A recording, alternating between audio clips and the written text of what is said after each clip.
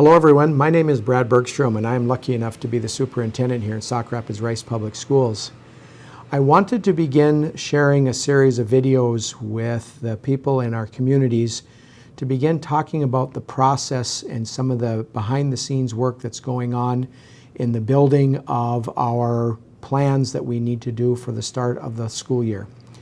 As a gentle reminder, school districts, including ours, have been asked to build 3 different plans that may be used throughout the course of the year, and they include a distance learning plan, a hybrid model where sometimes students are in school and sometimes they're at home doing distance learning, as well as an in-school model. And with a gentle reminder that with both our hybrid model as well as our in-school model, there will still be an option for distance learning for those families who have concerns either for health reasons or other reasons and would prefer to be utilizing distance learning. Those will always be available in those other 2 models. So each night in the coming weeks, I'm going to try to put together a video and share with you a little bit more background in terms of what we're doing and why we're doing. And tonight, I want to begin by talking to you a little bit about what are some of the guiding principles or the core values that we have as we have begun the process of building our plan. And so I'm going to begin with our guiding principles. And number 1 is we want to ensure the health and safety of our students, families, and staff by adhering to the recommendations provided by the Centers of Disease Control, the Minnesota Department of Health, as well as the Minnesota Department of Education. We want to make sure that we are remaining focused on student learning by developing student-centered and family-focused learning environments in the 3 models that have been outlined by the Minnesota Department of Education, which I just recently talked about. We want to make sure that we are complying with local, state, and federal laws and regulations, as well as the various collective bargaining agreements that we have. We cannot develop a plan that will be in conflict with any of those. We want to make sure that we are being a good steward of taxpayer dollars and making sure that we have a balanced budget. There's lots of opportunities to spend money in trying to make sure that we are doing the best plan. We want to make sure we're being financially responsible with those. And then we want to make sure that we are collecting, reviewing, and responding with up-to-date data and information from our stakeholders. So those are some of our guiding principles that we want to use as we're developing all 3 of our plans that we'll be utilizing this year, or at least we're being asked to be prepared to utilize. As far as our core values, again, we're going to come back to number 1, it's the care, well-being of staff, students, and families.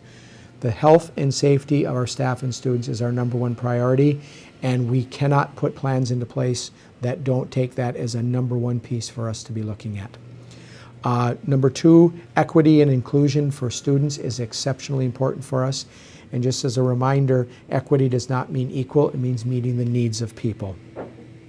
Number 3, we want to have quality instruction that includes opportunities for differentiation, for authentic and timely feedback, and assessing our students early on to learn more about where they're at, what their needs are, so that we can support our learners as they continue with the school year as it progresses starting in September.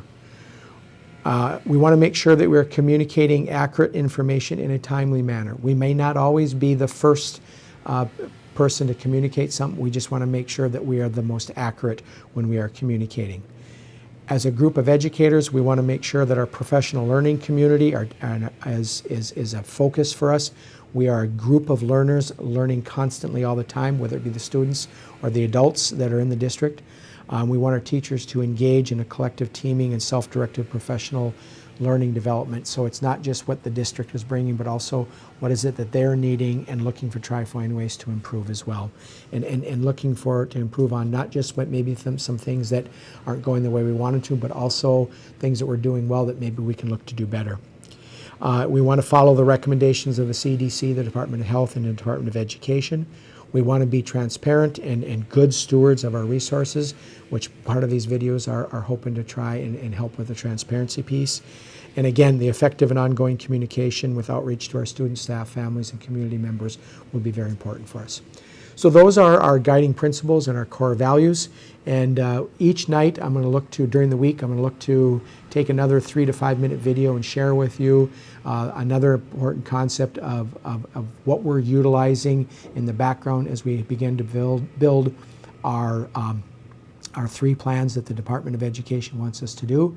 Again, we're still looking to roll this out to staff, or into the community, and to our families the week of August 10th, and that will still give everybody about a month's worth of time to make plans and arrangements in terms of what they need to do.